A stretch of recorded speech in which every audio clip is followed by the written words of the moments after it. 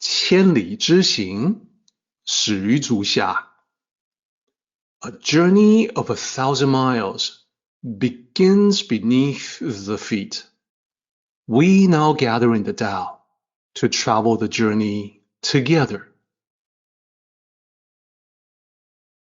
Welcome to Tao Talks with Derek Lin, where we take a deep dive into the Tao Te Ching by Lao Tzu.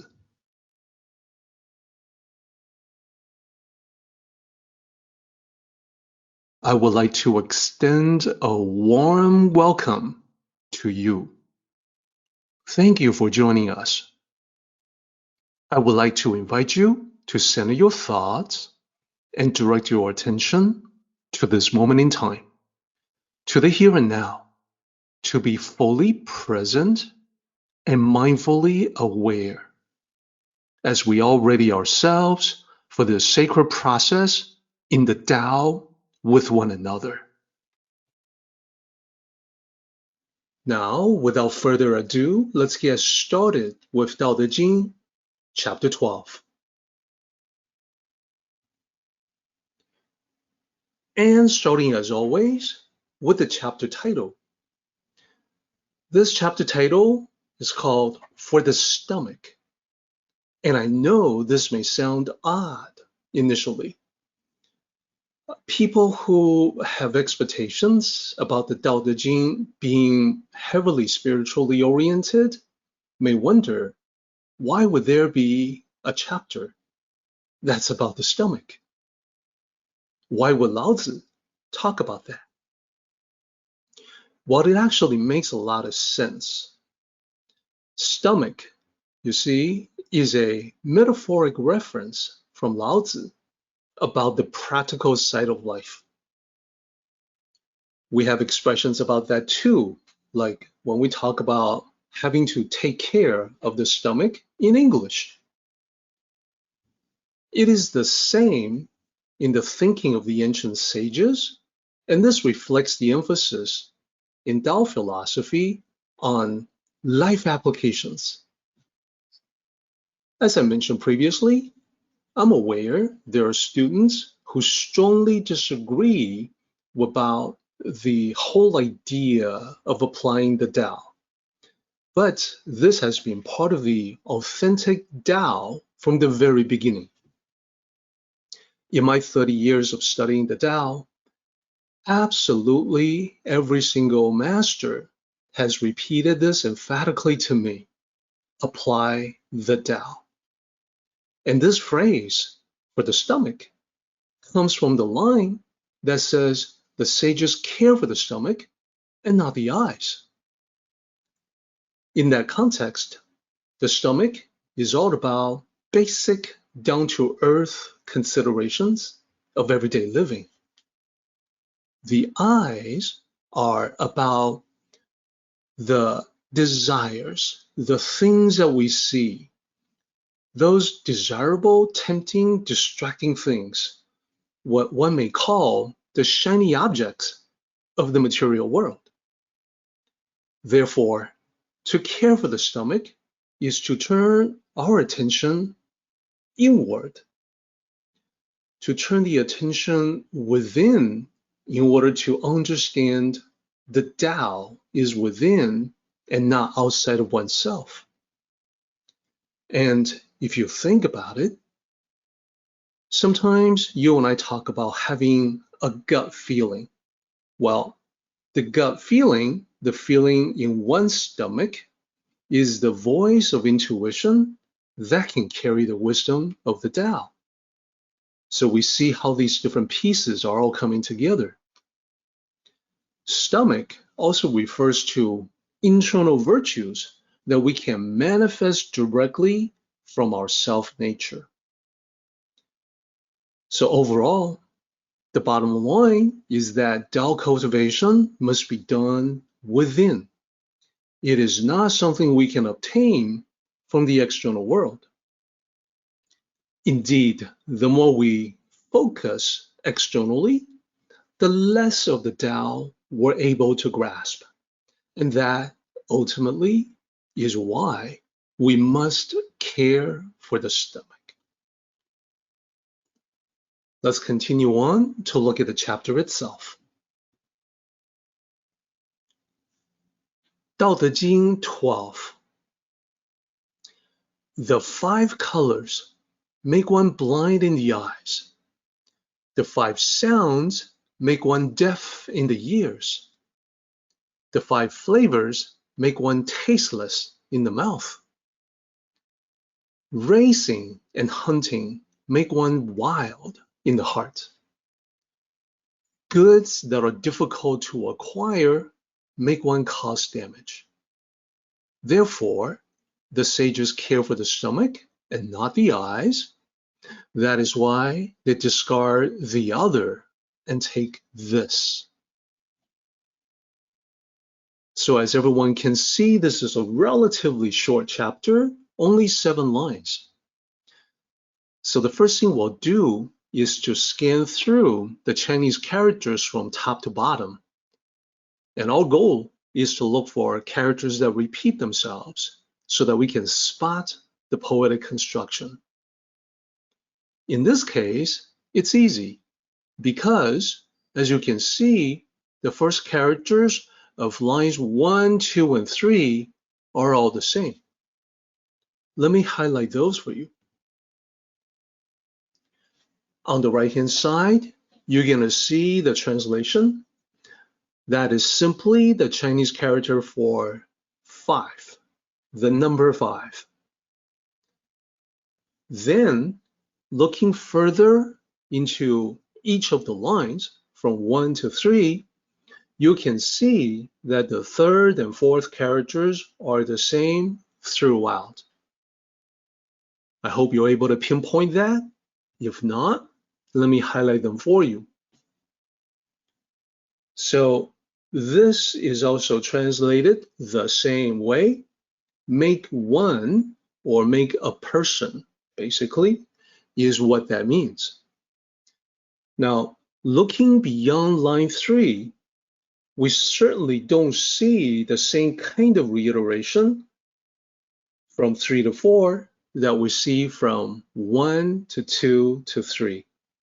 So it is safe for us to put a line there to mark off this section. The first 3 lines, they all have the same length. They're all 6 characters each. They have the same structure, the same format. They've got characters that are different, and we'll talk about what those characters mean. But you can see that they form a section. Now, there's an element in the first 3 lines that persists below. Let me mark those as well. You see the reiteration there of make one or make a person. So these are exactly the same as the first 3 lines. They occupy a different position. Now, the structure of line 4 and 5 are similar. Then, from line 5 onward, you definitely don't see those 2 characters anymore. Therefore, we can be very confident in marking off yet another section. So the middle section will be 4 and 5, and 6 and 7 will be the conclusion. So we've got 3 sections overall, starting from the beginning, and we can see that it's talking about the 5 colors, 5 sounds, and 5 flavors. Let's go ahead and start breaking those down one by one. Starting with the 5 colors. The line says, the 5 colors make one blind in the eyes. Well, right off the bat, we want to note that the 5 colors are metaphorical rather than literal. People who take this too literally may insist on asking the question, what are the 5 colors? How come there's not more or less? Well, it isn't meant to be named that way. The 5 colors is metaphorical language to talk about the colorful distractions of the world, there's gonna be more than 5 if you think about all the possible colors in the world. Way more than 5. So 5 is just a handy way to talk about multitude, multiple, plural, many, numerous, myriad. So the colorful distractions are the desires that we see in the material world. They are temptations and seductions, and typically they are associated with the sight of material things, symbols of wealth and power. This is similar to when we talk about the colors gold and silver to represent wealth. That is almost universal. All over the world, people talk about gold and silver as the color of wealth. And of course, in our world, we talk about being born with a silver spoon. And we talk about golden this and that. It's definitely associated with wealth. Furthermore, in America, we also talk about green as the color of money. And this has a historical origin. Back in the old days, both the Union and Confederacy printed their own money. Both sides used green ink, partly because it made counterfeiting more difficult. Money printed by the Union came to be known as greenbacks. Today, money in the US is green only because the government has no real reason to change the color. So before we leave this slide, let's be clear. The 5 colors extend beyond wealth. They cover fame, which I would describe as perception, popularity, power, position, and prestige. So all of these elements we're talking about, whether it's material wealth or fame, these were already present in ancient times. Today, we have technology. We have mass communication. There's movies, entertainment, shows that we can watch. We have way more of the 5 colors than the ancients ever did. So now let's move on. Let's talk about the effect of the 5 colors. So the last 2 characters that you see there from line 1 is basically being blind in the eyes. So here again, the reference to the eyes is not meant to be literal. It's meant to be metaphoric. It's a metaphor not for your actual physical eyes, but for the spiritual outlook. The eyes of the soul, if you will. Now, what does it mean to be blind in that spiritual sense? Well, in this context, to be blinded is to lose sight of spirituality. And this is because all the numerous colors of the material world working separately and together have a spiritually blinding effect. Now, this is something that we have seen. And when someone has been blinded by materialistic pursuits, we may say that he has lost his way in life. I've definitely seen examples of that in my life, and I'm pretty sure you have as well. People who are just lost in the pursuit of material things. And as I mentioned before, today we have so many more of the 5 colors thanks to technology, mass communication. Therefore, our risk of becoming spiritually blinded is actually greater than ever before. All these things that we can see, readily available, readily accessible at the touch of a button.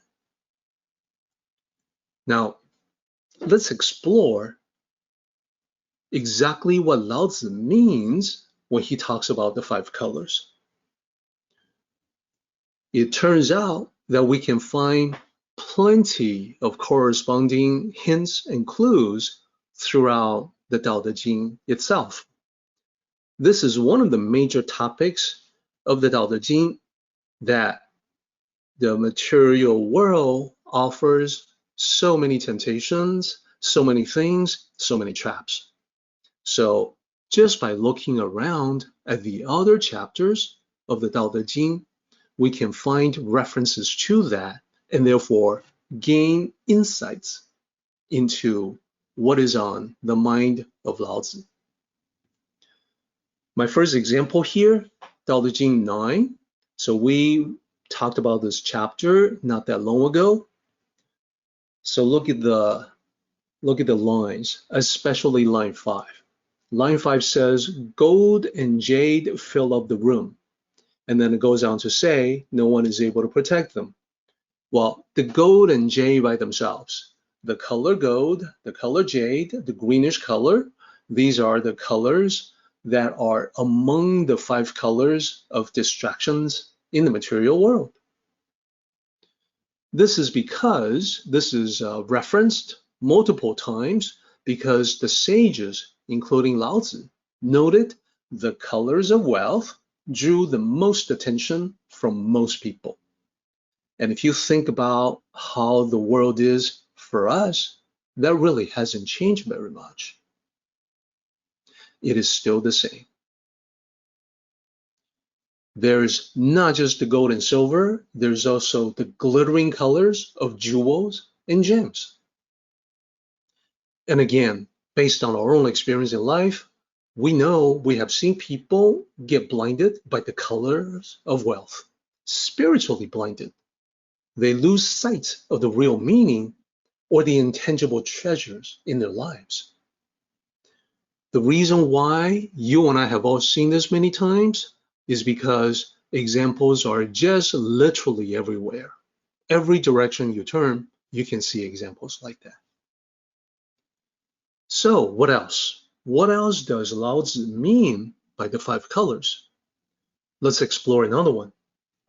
Here, we want to talk about appearance. Remember, the 5 colors have to do with the colorful sights, the various sights that can be seen by the eyes. This includes surface appearance. Tao Te Ching 2 is the one that makes references to it. It says, when the world knows beauty as beauty, ugliness arises. That is a sharp insight into our world where we talk about not judging a book by its cover, but in reality, we often do exactly that. We all know surface appearance does not tell the whole story. We know, for instance, that someone who looks trustworthy may not be. It takes time to really get to know that person, to gauge that aspect of their personality. Now, in terms of appearance, in terms of looking past it, that is what Tao cultivators work on, to see beyond the surface level. We know many people are still easily taken by the superficial, and we want to aspire to be different. We see these people taken in by physical beauty, surface appearance. They too are blinded by the 5 colors. So there's more. Here we have Tao Te Ching chapter 44. It says, line 1, fame or the self, which is dearer? Well, this question comes up because fame is the other major attractor other than wealth. It's the other big temptation in life. And that's why we often talk about them together. We talk about fame and fortune. So the color of fame, what would that be? Well, that particular color is the brightness of the spotlight shining on the person with the inflated ego. The color of fame is the egocentric person's image on the big screen or the billboard, the high profile. It is therefore the color of glorification. And indeed, in Tao Te Ching chapter 3, Lao Tzu talks about do not glorify the achievers, because the 5 colors includes that, the color of glorification. When it comes to fame, from personal experience, we know that some people pursue fame at the outset. They may not care that much about material wealth, but they definitely desire the public adulation. Now, that's not all the people that pursue fame. Some also, other groups, they pursue fame after they have gained material wealth. And of course, they will use part of their material resources to, in effect, purchase fame, purchase popularity, just like they purchase other things. We know the blinding effect of fame is no less powerful than wealth. We have all seen, for instance, celebrities who struggle with mental health issues. Sometimes we hear about child stars who experience difficulties and challenges growing up and then entering society as adults. Spiritual blindness for them is at an extreme level of severity. And after all, that is part of the point Lao Tzu is making. Okay, what else is there with the 5 colors? I'm going to present one that nobody really talks about, but I think you will find that it makes sense. Tao Te Ching 53. Tao Te Ching 53 says the great Tao is broad and plain, but people like the side paths. The side paths are the tempting shortcuts in life. They are things we see. They are shortcuts to wealth, power, fame, popularity, love, and so on. Generally speaking, when people see a way that seems like it may lead to desirable things, a lot of them will take it.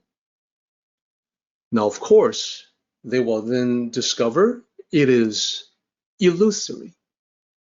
The bait that was dangled in front of them will disappear. It'll vanish.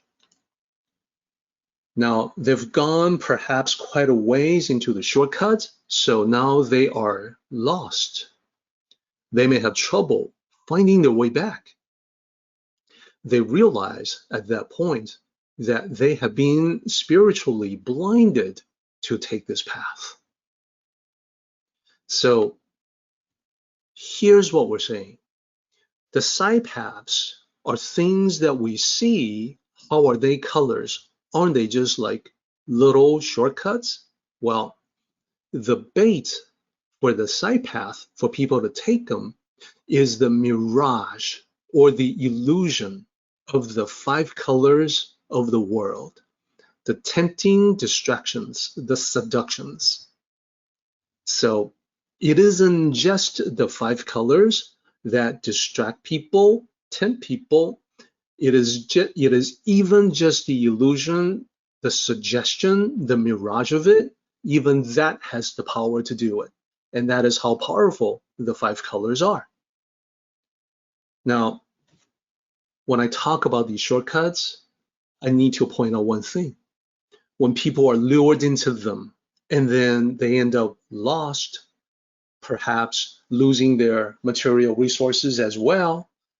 This is exactly how scams work in ancient times and also in our world today.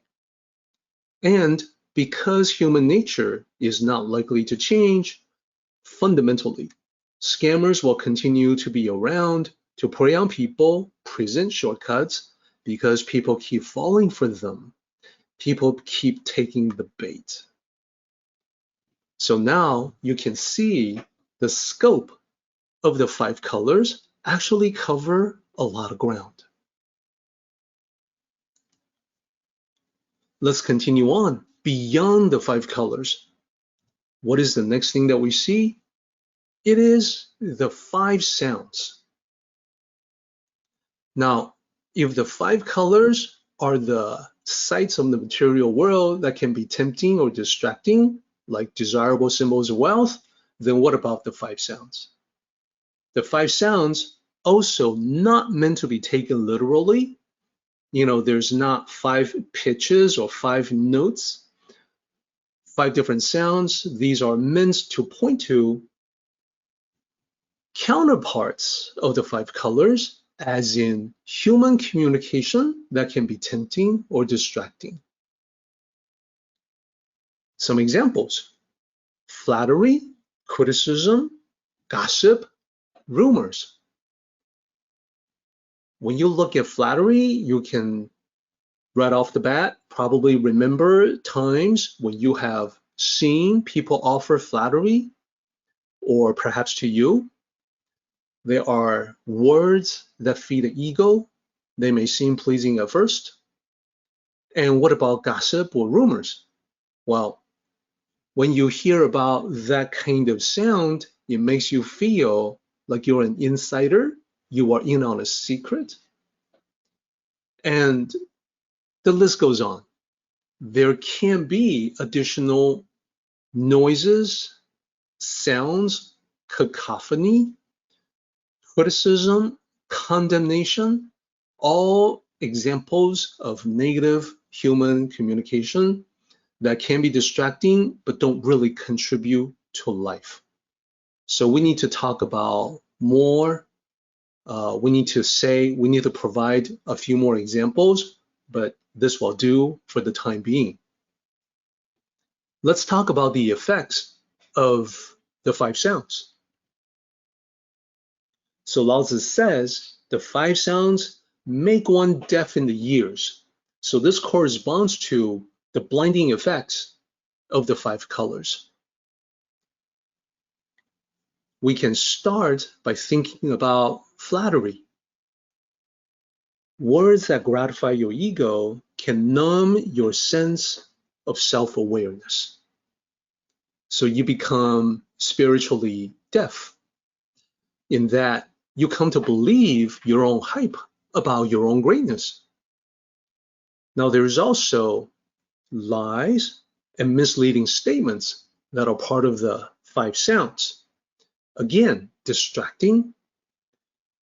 They can disconnect you from reality. They represent a version of reality that does not match actual reality. When you put these 2 things together, deaf, in this case, means your clarity of judgment. So it is also affecting you at a spiritual level. In human communication, we have expressions for that in the West as well. When we talk about people not really getting it and then talking in a way that's disconnected from the audience, we say that this person's communication is tone deaf. And that's because deafness and communication are inextricably linked. So in terms of languages, East and West, there's actually a lot of commonalities. Now let's dive a little deeper into the 5 sounds. What does Lao Tzu mean by the 5 sounds? Here again, we can see examples all over the other chapters of the Tao Te Ching, and this helps us determine that we are on the right track when we talk about this. How do we know that our interpretation of these immortal lines are the correct ones? Well, one way to tell is that if we find correspondence in the other chapters of the Tao Te Ching, chances are pretty good that we're being very accurate. And what I always talk about is that I can guarantee that in an authentic tradition of the Tao, what we talk about will be 100% accurate and true to the ancients. So let's talk about examples of the 5 sounds from other chapters of the Tao Te Ching. I want to start with chapter 81. This is the very last chapter of the Tao Te Ching. And there is a line in there that describes one of the 5 sounds quite accurately. We talked about flattery. Here it is. Line 2 of chapter 81, beautiful words are not true. Now, pleasing to hear, the beautiful lies are very pleasing. As I said, they're gratifying to the ego, but they're ultimately untrue. Now, we, of course, are aware of this phenomenon in the West. People used to say flattery will get you nowhere when they detect attempts for someone to brown nose. Nowadays, we also hear the opposite, sometimes in a joking manner. Flattery will get you everywhere. And this is a recognition of the power in saying what people want to hear. And this is why Lao Tzu wrote, beautiful words are not true in 81. It corresponds with what we're talking about with the 5 sounds, because the words may be appealing, but they will deafen your ability to hear the truth. Now, let me also take a moment to point out that in the same chapter, 81, if you look just a little bit below that, you see those who are good do not debate. Those who debate are not good. So I need to address that as well. Tao sages have long recognized the potentially toxic effects of arguments and debating tactics. In the modern world, sometimes we talk about debates in a positive light. I think you know what I mean. We talk about, oh, it's an opportunity to educate, for people to learn from a different perspective. When you share what you think, other people can learn from you in a healthy debate. That's what we say. But the sad truth is that most of the time, debates are never about clarification. They're only about winning. That is the reality of our human nature. And that reality is the reason why there are tactics like the Gish Gallop. The Gish Gallop is a rapid, non-stop stream of falsehoods intended to overwhelm the opponent. And we have seen examples of this, definitely in recent times, where people will just keep going and going, telling one lie after another, and this gives the appearance or perception of dominating the opponent and therefore victory. And think about how we often fall into this trap ourselves, even when we argue with loved ones. So by me pointing this out based on the writing of Lao Tzu, based on chapter 81, I think this is something that we should all pay attention to in 2 ways. One, in public discourse, we want to be aware when this is happening, when debating is just plain toxic, doesn't serve us at all. and in our personal lives, realizing that when we engage in tactics like that, it is no justification to sacrifice the truth. So altogether, from 81, the deafening effect of the 5 sounds in this context is, as I said, when you lose your judgment of right and wrong, true and false. And of course, I recognize this is very much relevant in our world today. We are all being put on blast of the 5 sounds. We see how, for many people, the truth is no longer objective, but whatever holds sway in their little reality bubbles. We want to use that as a cautionary note to prevent us from falling into the same trap. So what else about the 5 sounds? Well, there's chapter 5 of the Tao Te Ching.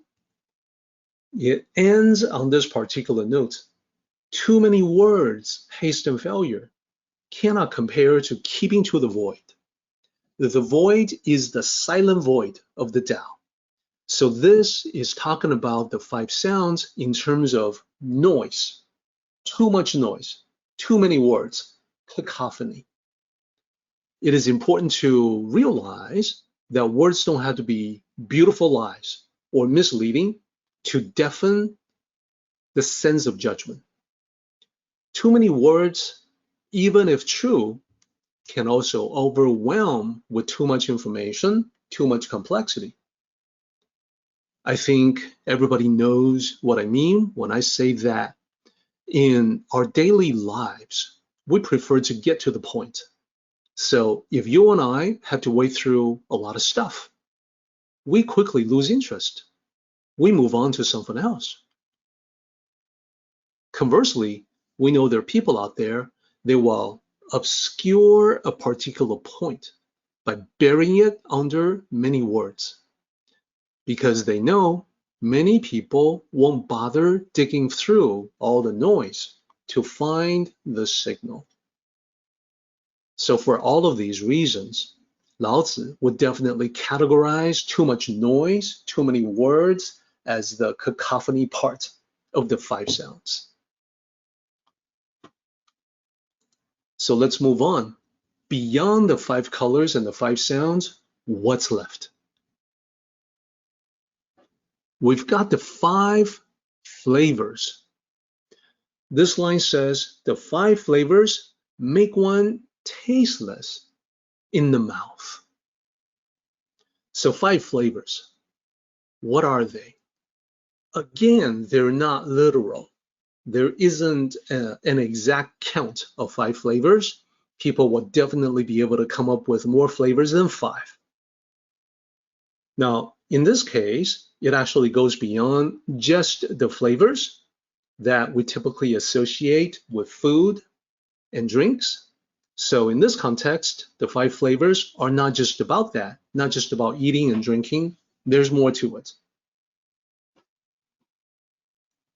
The expanded meaning covers physical pleasures in general. So, for instance, there are people who are fixated on consuming certain things. There's even addiction. If you think about addiction to cigarettes, as an example, to mind-altering substances, well, these are all things that we ingest, and they're all covered in this category. They may provide short-term pleasure physically, but they have a long-term negative effect.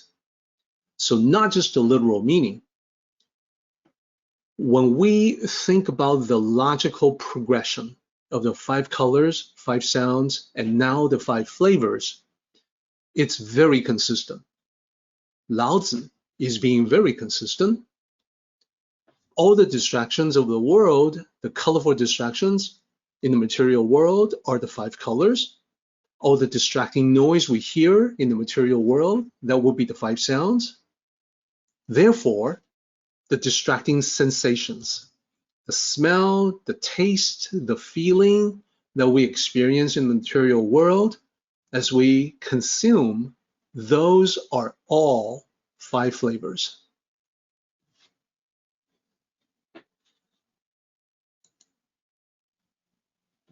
Therefore, the 5 flavors are about your taste in various aspects of life. Now, keep in mind, I said that our languages, East and West, have this built-in flexibility to apply food metaphors to different aspects of life. Let me give you some examples. A lot of times in English, we can talk about the flavor of a situation.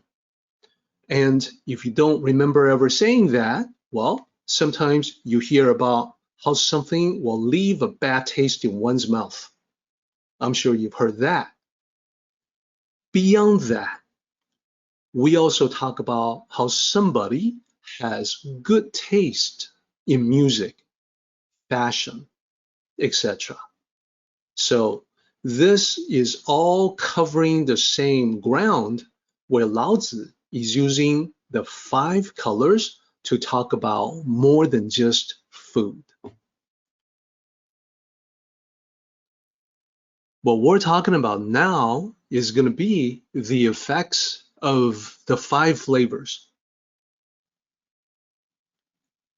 So going to the next slide, I am going to single out a character for special attention. This character, the very last one of line 3, is shuang. So the pinyin is pretty close to that, shuang. What does this mean? Well, in modern Mandarin, it means refreshing or a good feeling, a positive feeling, feeling of comfort, comfortable. So on the face of it, there's a lot of misunderstanding associated with this. Even for a native Chinese speaker, if they know just modern Mandarin, but not ancient classical Chinese, they can definitely have the mistaken impression that the 5 flavors make one have a refreshing sensation in the mouth, which is not what it says at all. Indeed, it is actually the very opposite. Now, using the tools of logic, even if you are not a native speaker of modern Mandarin, if you go from blindness to deafness to refreshing or a good feeling, that doesn't seem to make a lot of sense. Because it would be negative, and suddenly positive. So that can't be right. Now, if you know the ancient meaning, that it's actually a negative context and not a positive, it would make more sense. Here's what that is. The negative context is definitely there in the original, and in fact, it has survived the ages of linguistic evolution. So even in modern Mandarin, if you were to say 爽约, that means you are missing a date or an appointment. That date or appointment, not a good feeling, not refreshing. Overall, what you're saying is that you've made a mistake. It's a senseless mistake. That's what it really means. So this negative context will then make a lot more sense when you go from blindness to deafness and now to numbness. Numbness meaning a lack of sensitivity. So that is the point that I'll make here. The negative context of shuang, this character, means a senseless blunder. Applied to the mouth, it means a sensory loss or numbness. Therefore, this is really talking about being jaded by physical stimulation. and in this case, overstimulation. So you see the progression now: blindness, deafness, numbness. And similar to the previous two lines, remember, none of these quantities, 5 colors, 5 sounds, 5 flavors, none of these are literal. They're all metaphorical. And the eyes, the ears, the mouth, same, metaphorical. So losing one's taste means more than physical sense. It's about being oversaturated. It's about having that information overload and sensory overload, so that stimuli no longer have the same effect as before. Being jaded may be the worst fate of all, because when you're jaded, life is no longer exciting. Life is not even the least bit interesting. You feel only boredom. There's apathy. There's inaction. You don't want to do anything. It's sad. Maybe the worst fate of all. So now, we want to do the same thing with the 5 flavors as we have done with the 5 colors and the 5 sounds. We want to explore, well, what does Lao Tzu mean by the 5 flavors? Are there other places, references in other chapters of the Tao Te Ching that can shed some light to that? So the answer is yes. Tao Te Ching 53. Let's take a quick look. This is where Lao Tzu is describing corrupt officials. And in the 3rd line of that description, Lao Tzu wrote that these corrupt officials fill up on drinks and food. They are overindulgence. They have excess, and it's a bottomless pit, so they are still not satisfied. Therefore, Lao Tzu identifies excessive consumption as one of the traits of corruption. And you can see with the other descriptions that we have here, officials wear fineries, carry sharp swords, and then the last line, acquire excessive wealth. These are all signs of power and wealth. These are among the 5 colors because they denote success in the material world. And then right in the middle of that, we see the reference to drinks and food. So just as the 5 colors can blind the eyes and have blinded the spirituality of the corrupt officials, the 5 flavors will numb the taste. That is to say, these corrupt officials may project the appearance of living large, living the good life, but internally, they, spiritually, are blind and numb. So what else? What else does Lao Tzu mean by the 5 flavors? Well, Lao Tzu wanted to make a point. It's not just about the corrupt officials, it's actually about everybody. This we see in Tao Te Ching chapter 20. And here's the excerpt from that. Here, Lao Tzu is describing people. The people are excited as if enjoying a great feast. This is something that Lao Tzu points out as being different from him and the Tao sages. He says people are excited as if enjoying a great feast, as if climbing up the terrace in spring. But then he says, I alone am quiet and uninvolved.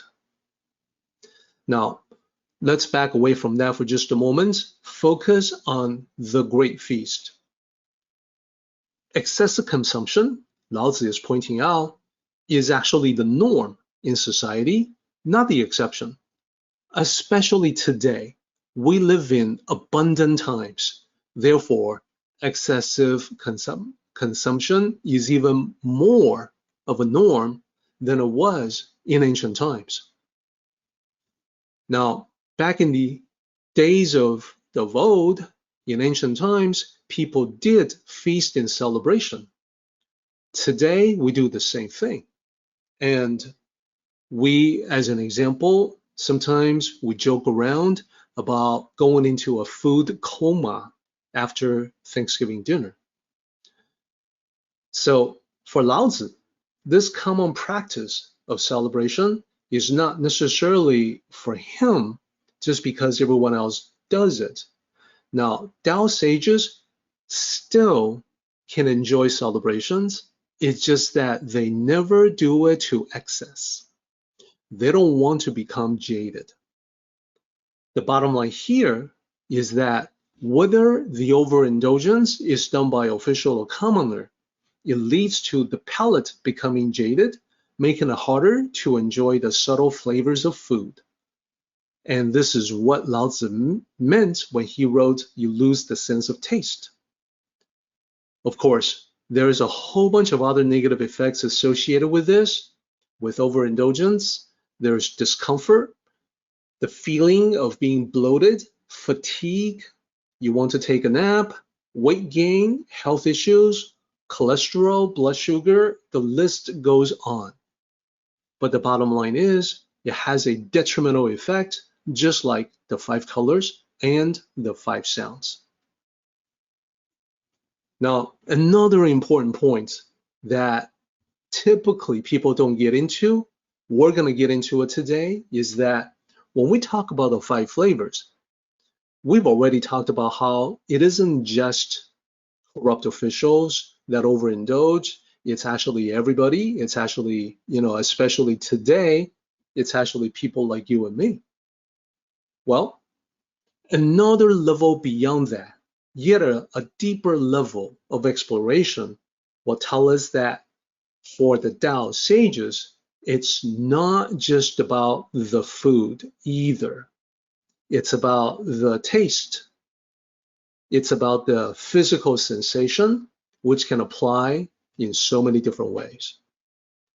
This is a higher level concept that is best explained through a story. And I would like to share that story with you. The story is called Meditation and Tea.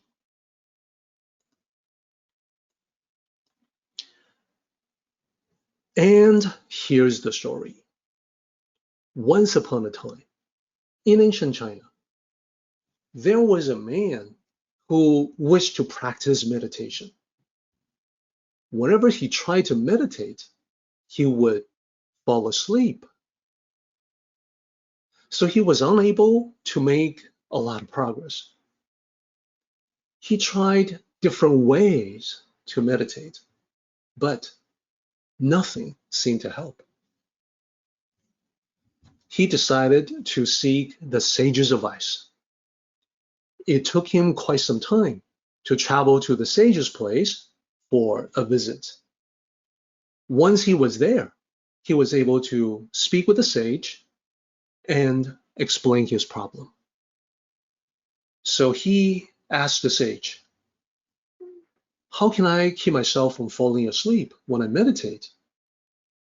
To meditate is my most important goal. I wish to master meditation." So the sage considered this and said, "Well, when scholars wish to study at night, they would take tea to help them stay awake. Why not try the same for yourself?" This had never occurred to the man before. He thanked the sage profusely.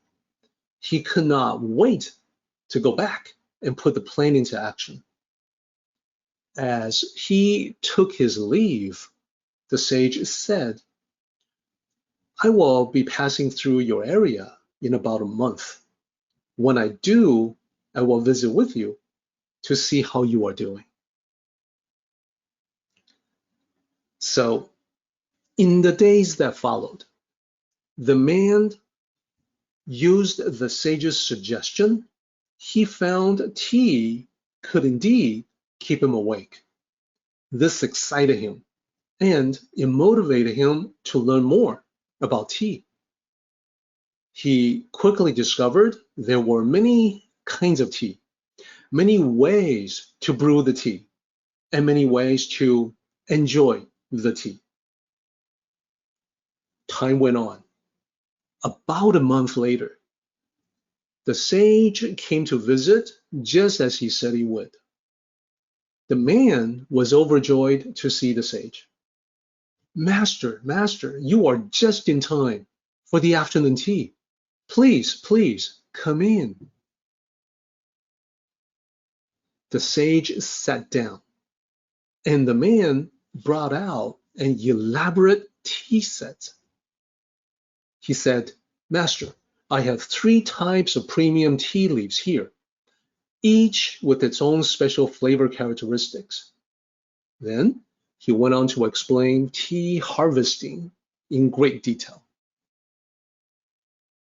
Before the sage could even get a word in, the man brought out exquisite teacups. He explained to the sage how the cups and the temperature of hot water affected the fragrance of the tea. He measured out the exact amount of tea with great care into the cups. Then he followed the steps of the tea ceremony in order to offer tea to the sage. The sage gently stopped him. Thank you for all this. I appreciate your hospitality very much.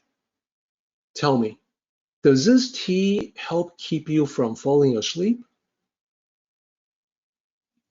Yes, Master, it keeps me awake. The man responded and then continued to explain even more subtle distinctions about the tea. The sage sensed something was amiss, so he stopped the man again. He asked, When was the last time you meditated? The man suddenly fell silent. His embarrassed expression said it all. I see, the sage said. Tea kept you awake, but also kept you away from meditation. The end. So that was the story of meditation and tea. Let's explore the Tao. Question. Did the man meditate at all? After all, the tea helped. It kept him awake so he could meditate.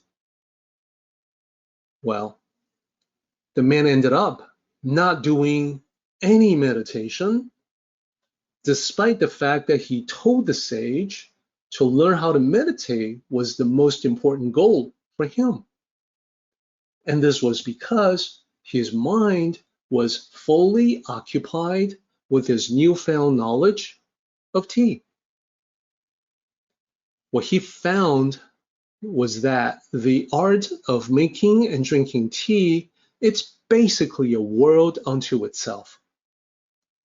The tea lovers all over the world, they have their own specialized terms, their techniques, they almost have their own language.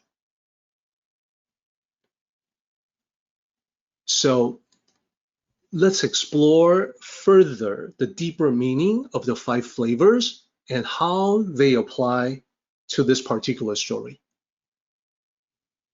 As we have talked about, the 5 flavors are not just about the example of the corrupt officials with their overconsumption, but about everybody when they overindulge. But even more than that, the 5 flavors are not just about the buffet table. It's about any sense of taste, including the taste of tea. It's just one of the many tastes available to us in the material world. So when Lao Tzu said the 5 flavors made one tasteless in the mouth, this was metaphorical language touching on something that was much more profound. Namely, the danger of becoming overly attached to the sensory input, specifically the sense of taste. So you can see this is what happened to the man in the story. He became attached to it. It is also important for us to talk about keeping one's original purpose, and I'll explain. So for the man in the story, his original purpose was to use tea to keep him awake, to help him meditate. So if we associate the 5 flavors with food, what is the original purpose of food for human beings in general? So for all of us in the material world, we use food as fuel. It sustains the physical self. It helps us keep going. It gives us nutrition that we need to be healthy. It is fuel for us. Now, what happened to the original purpose for the man? Well, he lost it. He lost it. Why? Because, as this particular chapter shows, the 5 colors blind the eyes, the 5 sounds deafen the ears, the 5 tastes numb the mouth. So basically, the attachment, the excessive attachment leading to numbness and loss is what caused the man to lose track of his original purpose. Now, apply to us and food, well, we want to maintain the physical body. We want to give it fuel and nourishment. That's all about what Lao Tzu calls the stomach. But somewhere along the way, we can get lost in that we lose the original purpose. We start fixating on taste, which is the mouth. So then you see, it makes this line, it gives this line a whole new perspective, whole new meaning. The 5 flavors make one tasteless in the mouth. Not just extravagant food, it could be anything. And in severe cases, it can even be addiction. Let's continue on. We're now on line 4. Line 4 says, racing and hunting make one wild in the heart. So we have 2 characters here,驰騁. Literally, what these 2 characters mean is to gallop or race around on horseback. Now, there's a couple of different ways that we can interpret this. The first way is to map it to the material world and say, well, this is referring to what we call the rat race, rushing around trying to get ahead. So the general frantic rush of life in the material world. Now, especially when there's some kind of competition or rivalry, we know from experience it's always going to spike up the stress level. And because of that stress, before you know it, you've strayed far away from the Tao. So that's at the initial level of interpretation. There's more to it. Let's add the other 2 characters, the 3rd and 4th characters, and talk about what those mean. Those are hunting. Together, racing and hunting, these were forms of entertainment in ancient times. We should note at this point that they were forms of entertainment for the privileged class, like nobles, royalty, or the wealthy. And this was because in the ancient times, commoners and peasants had no time or resources. They certainly did not have a racehorse, they could not indulge in such hobbies. So, forms of entertainment in ancient times, the hunt, the race, we have a couple of different interpretations. Number one, any kind of material pursuits. So this is not unknown to us. In our world, we too refer to various pursuits as being on the hunt. It just means, when you say I'm on the hunt, it just means you're going after something. You're going after an objective, and people who hear you say that you're on the hunt, they understand what you mean. And when people who are looking for employment, we say that they are on the job hunt. So it's the same expression of the same meaning. That's the first interpretation. The other interpretation is thrill-seeking activities. So this is more of a straight equivalence from ancient times to today. What the ancients did for entertainment, racing and hunting, we can do as well. Plus, we have many more options. Now, let me also cover the second half of this line. This line has 9 characters. We've done 4 of those characters. We have 5 characters left. So for the last 5 characters, here's what they are. Here's what they mean.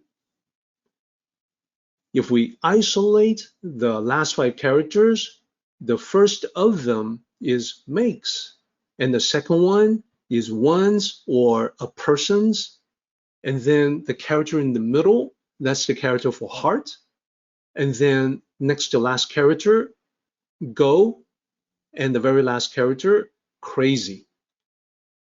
So you can actually string it together, and you can see Lao Tzu is saying that racing and hunting will make one's heart go crazy. You can see the translation. They make one wild in the heart. So it's the same exact meaning. So Lao Tzu is basically pointing out that there is an effect, and it can be quite detrimental if you pursue such things like entertainment to excess. Now, if we go with the first interpretation to map the racing and hunting to the material world, we talked about the rat race, the job hunt, etc. Well, we can say that the detrimental effect is that the blind ambition to pursue desires will give negative results. Detrimental effects are the negative results. And the effect on you, as an example, due to your single-minded focus, I've got to go after that thing, I'm fixated on it, you get tunnel vision. You fail to see what's really around you, or you fail to notice. So this is certainly a powerful influence on your mind. It results in the tunnel vision you get in a sort of a dog-eat-dog kind of competition, in a sort of a blind ambition to satisfy your desires. The other detrimental effect that I have witnessed is that when you are on that particular hunt or race, you can lose your perspective, you can blow things out of proportion. And that's because of the attachment. So now I think we're ready to tackle the line as one entity, one big thing. First, just like food or drinks, you can consume food or drinks to excess. Then it's going to have a bad effect on you. Just like that, one can pursue entertainment, racing and hunting to excess. Now, today we have amusement parks and extreme sports. We have many more thrill-seeking options. than the ancients ever did. If we want to, we can go on roller coaster rides, we can try bungee jumping, zip lining, skydiving, whitewater rafting, rock climbing, caving, scuba diving, cliff jumping, or base jumping, just to name a few. You can probably come up with even more. So Lao Tzu is saying that overindulgence in thrills will lead to overstimulation of the senses. Not only that, in addition to being numb, because you're overstimulated, one can also end up in an agitated state. This can oftentimes be the results of adrenaline addiction.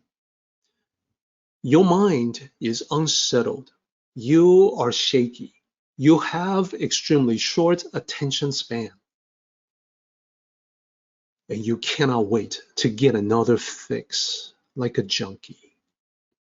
So, no joking matter for the people who are afflicted by this. It can be very negative for one's life.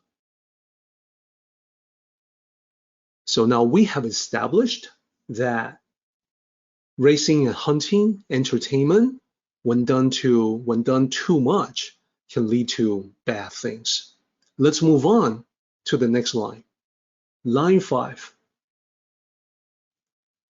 Goods that are difficult to acquire make one cause damage. So we have 4 characters to focus on. Let's talk about those. The first character is difficult or hard. The second character is to acquire or to obtain. Then we have the third character, which is just an apostrophe S. And then the last character is goods or merchandise. So to put that together, goods that are difficult to acquire, what can they be? Well, they refer to material things, such as objects with very high values, like jewelry, gemstone, diamonds. Can also offer to objects that are common, so not rare, but difficult to acquire in large quantities. So the easiest example would be money in terms of circulating currency. It's commonplace. We see it all the time, but not many people accumulate all that much. Many get just enough to get by, paycheck to paycheck. There is also collectibles that are rare and therefore difficult to acquire because of the rarity. This is connected to being wealthy, but it's not always the same thing. Let me explain. It is possible to possess something that is difficult to obtain without being very wealthy. When we talk about rare collectibles, as an example, we know some first issue comic books. They were very inexpensive when they were first bought, but they potentially become very expensive as those comic book characters become popular. So we have many cases where the first issue, they increase thousandfold, literally thousandfold in value. We can have, for instance, items that are signed by celebrities that increase in value. There's only a small number of them, especially after the passing of the celebrities. The price for these things go up and the difficulty to acquire them goes up as well. There is also limited edition merchandise, and this can go from anywhere like sneakers to apparel. It can be music albums, etc. Limited editions. They become difficult to acquire as well. And there's more examples. For instance, if you think about something that's been inherited, maybe real estate in prime locations with stunning views or historical significance. And we haven't even talked about works of art or antiques. Regardless of what this actually is, the sight of these rare and desirable objects can easily have the same spiritually blinding effect as other more common signs of wealth. Now, this phrase, goods that are difficult to acquire, is special. There is actually a correspondence elsewhere in the Tao Te Ching. So let me present that. For everyone's attention, you can find an exact match of this expression in Tao Te Ching chapter 3. Here's what it looks like. In line 3, it says, do not treasure goods that are hard to obtain. So I've highlighted the translations there for you to compare. And this is because I typically, when it's a different chapter, I will typically find synonyms to translate the same thing in order to give them different flavors. So in this chapter, I've got goods that are difficult to acquire. In chapter 3, I have goods that are hard to obtain. They really do mean the same things. So this is the phrase I wanted to highlight, and to wrap it up, I want to talk about the effect that they have. So the line says, goods that are difficult to acquire make one cause damage. So the last two characters there are significant, 行妨. The meaning is to behave in such a way as to harm oneself or others. And the literal meaning is to run into an obstacle in your life journey.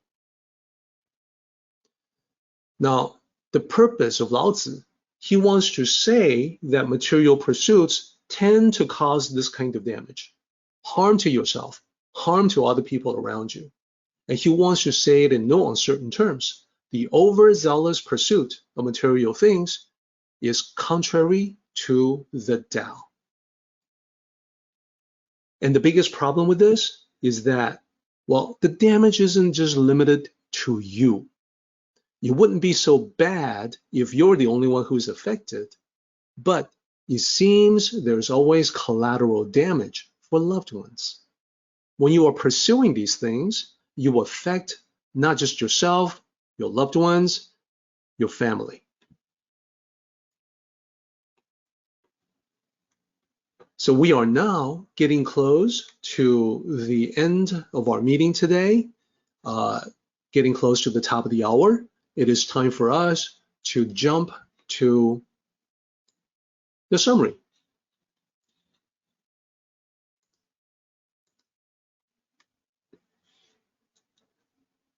So we have covered a lot of ground today, so we're able to do part 1 and part 2 of the summary.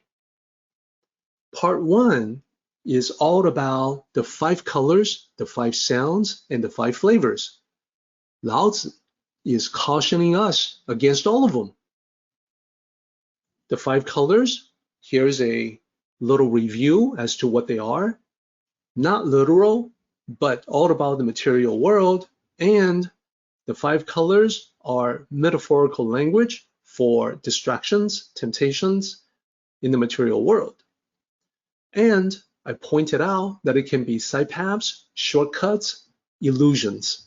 Even the mirage of 5 colors can be tempting, can be distracting. Then we have the 5 sounds. What are the 5 sounds? Well, in chapter 81, Lao Tzu talks about beautiful words that are not true, the flattering remarks. And then there is also lies and misleading statements. That's the other major category. And then I've got the cacophony, the noise, the too many words that say too little so that there's no peace and quiet. So those are the 5 sounds. And then the 5 flavors. As we have just discussed, not just about the food, but physical sensations. And I mentioned cigarette smoking. Well, we wouldn't consider that to be food, but it's very much part of this category. So attachments to sensory input can lead us astray. As you heard from the story today, it can make us forget the original purpose for the consumption. Then we started to get into the hunting, the racing, the goods that are difficult to obtain. So here's what Lao Tzu is noticing or observing about people.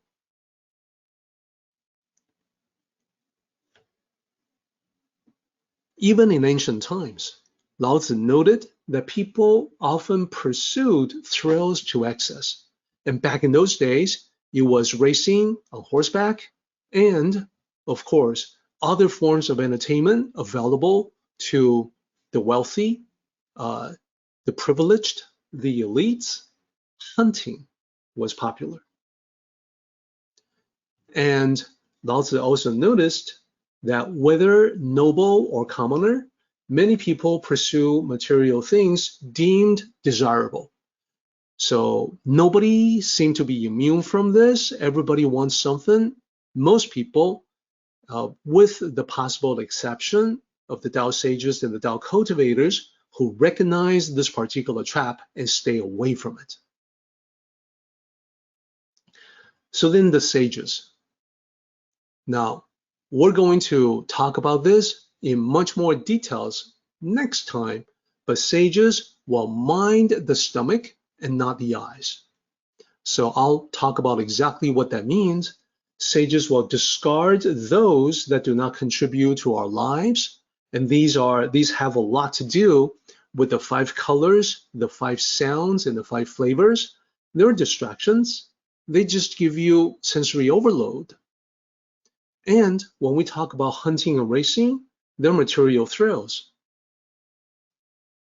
Then the sages will take what actually provides real value in life, like the Tao itself. And these have to do with things like the spirituality, to be tranquil, and living the simple life. So all of this, we're going to talk about a lot more next time.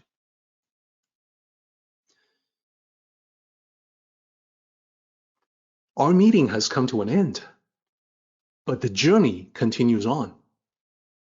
Until next time, may the Tao fill you with peace and happiness.